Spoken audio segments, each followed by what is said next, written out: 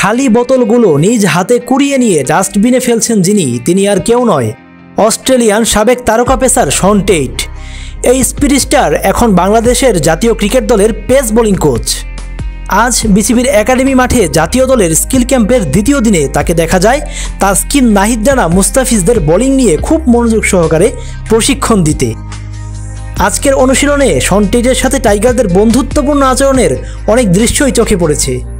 Pacer Khaled Ahmed তার sunglass টেইটের মাথায় গুজে দিয়ে বোলিংয়ের জন্য প্রস্তুতি নিচ্ছেন। কখনো আবার শরীফুল, নাহিদ রানাদের নতুন নতুন বোলিং কৌশল শিখাচ্ছেন।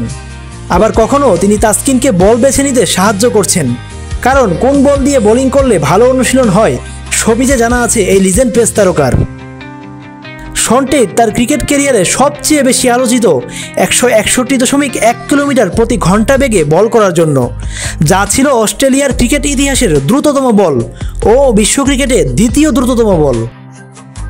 শন টেইটের নিজ হাতে বোতলগুলো নিয়ে ডাস্টবিনে ফেলার দৃশ্যই বলে দেয় তার মন মানসিকতা কত সুন্দর ও স্বচ্ছ।